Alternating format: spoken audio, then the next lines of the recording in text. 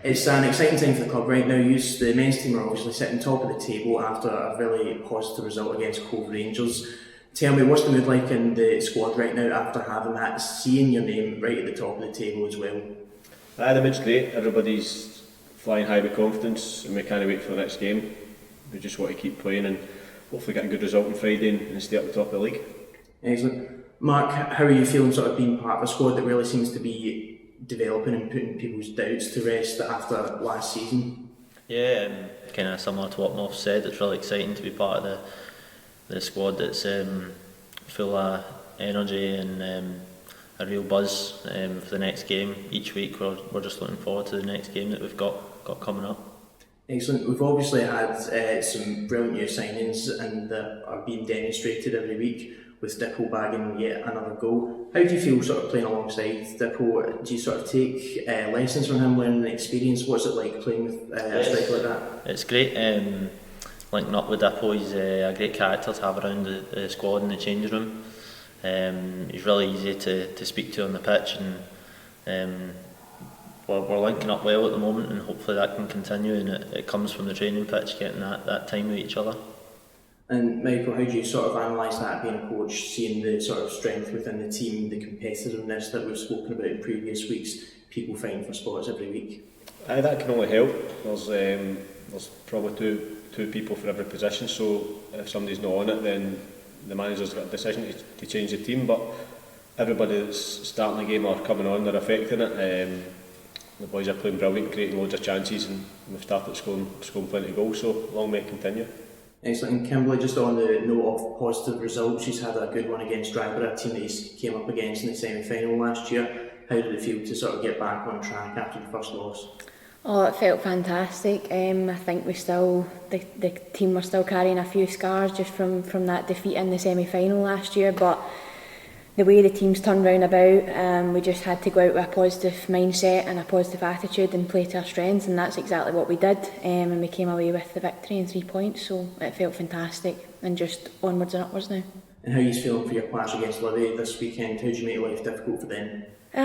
Livingston are a really tough side, a good side. We've got experience having played a few fixtures against them now.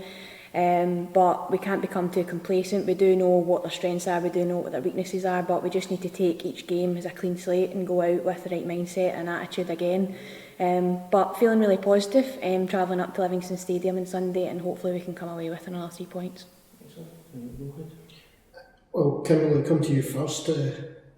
Central defender, well known for putting her head in probably anywhere to header that ball away, even when feet are coming in that way. But Claire last week said that there was a different class in this new league. It's much harder. Have you found that with the attackers coming towards you?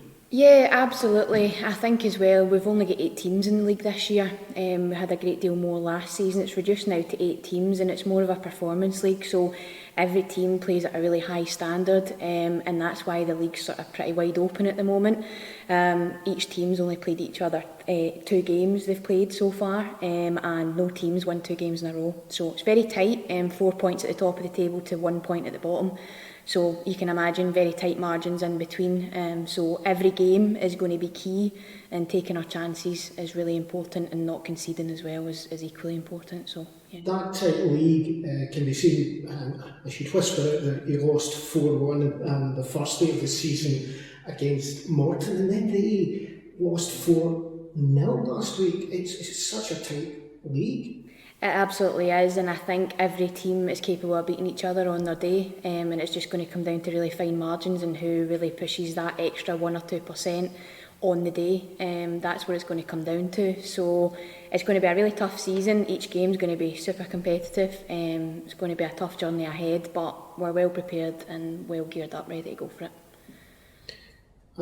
Michael, just asking about this. We're talking about the fitness that the team needs, the improvements in the fitness, and you've got a key role in that. Big question is, we watched this team on its front foot just now, going really hard. Saturday at Cove, it was 90 minutes of chasing, of playing the ball, moving quickly up the pitch. How do you work to maintain that over the season? Well, I think that comes from having a good pre-season. The manager had a lot to do with that, but so did the kind of sports science department. He gave us a bit of kind of free rein in that kind of capacity. But the boys all put the work into pre-season, and you can see now the results are happening. And like you say, over the last 3 or 4 games, we've been finishing the game really strongly, especially up at Queen's Park. We were 2-0 down, but we kind of ran over the top of them in the second half. So the fitness levels are as good as they'll be just now. It's just about maintaining it. I don't think the boys will get much fitter because they're probably round about their peak now. So it's just maintaining the levels. And most Tuesdays the gaffer puts on a tough session, so that's your kind of working day, and then the rest of them you're just topping it up. Michael, coming up against a side that were in the top flight last season, playing against the top sides in Scotland, how important is it in your experience to sort of showcase what you could do against a side like that? It's going to be probably one of the toughest games that we'll have this season, on the TV as well. So, like you say, it's a chance for the boys to showcase their ability and put on a good performance. But I think we can more than match them. I don't think there's much in the league between any of the teams. I know they were Premier League last season, but there's probably a few changes. So we'll not make it easy for them coming down to our own pitch, and hopefully we can get away with another 3 points and stay at the top. So how do you go about making life difficult for Dundee then? I think we just play the same way we've been playing. I don't think we'll change our approach. It'll be front foot, try and press them when we can, get in their faces and use our energy to try and run over the top of them. Mark, sort of what weaknesses have you maybe identified this week in the training ground for Dundee on Friday? We've been focusing on a lot of different things, mostly on our part, what we'll do to counter whatever they do. But it's real focus on how we're going to hurt them. We've obviously had the video analysis in quite recently, and it's quite thorough with the last few weeks of their games, etc. So we're ready for what they go for. Excellent. And it's a Friday night under the lights, and the fans have obviously they're being attracted back with some of these amazing performances for both sides. How will it feel having that stadium sort of hopefully packed out on Friday night? Yeah, it's great. We can remember some of the Friday night games last year and the atmosphere that was brought, and we're all really looking forward to Friday night, and you get that wee extra atmosphere with the lights on and the night time fixture. It does make a wee difference. We had a few injuries before the game last week. What's it looking like in the squad for this week's game? Well, Dara trained again today, and I think Jayden's going to train tomorrow. So I think we're pretty much back to kind of full squad. Apart from, I know Aiden's out longer term, so I missed anybody.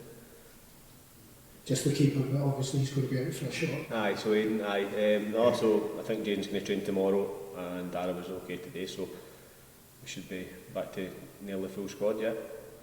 Okay, now you can close your ears at this moment, Mark, because I'm going to ask. You've been, Michael, you've been watching this team now. You're a great experienced striker. Looking at the team just now, what's your analysis of how we're going forward and our forward line? I think it's a young, hungry team. We've got all through the team, in the forward line, full of energy, starting to link up together now. It's always difficult at the start to get a partnership when it's new people, so I think you can see the benefits now, and I said to Dippo that I felt once he got his first goal that he would go on a run, and that's been the case, and I think it'll be the same for Mark. He's doing everything apart from scoring, so he's playing well, he's getting in the right areas, and I'm sure once one goes in, he'll go on a run. Well, just to say to that, Mark, at this point, you seem to be enjoying your football out there, and this attacking style, it looks like it's a style that suits you as a forward. You must be expecting goals now. Yeah, definitely. I was a wee bit frustrated from Saturday. Obviously, I had quite a few chances, but as Moff said, I was kind of just looking at the overall performance and how we were linking up and we were creating the chances. So eventually, one will fall, and then hopefully they keep falling. Kimberley, a final one from me. Obviously, we're doing this press conference with both the men and the women's side. This is something that doesn't really happen, or we haven't seen. So how does it feel sort of being part of that progressive side of Ayr United? And you were mentioning sort of just before the cameras were on, that sort of feeling of inclusivity and that level playing ground for both sides. Yeah, absolutely. There's so much more inclusion now for the women to be part of the entire club and join in a lot of the stuff with the men's side as well. The girls have been invited along to hospitality. We did the fun day at Somerset. It's been fantastic, and now we're getting the opportunity to do things like this. I can only see it going up the way, and it's just really nice to see that the club are actually putting into action now all the things that they promised for us as the women's team. Do you think those positive steps off the field will sort of transpire to on the field success then?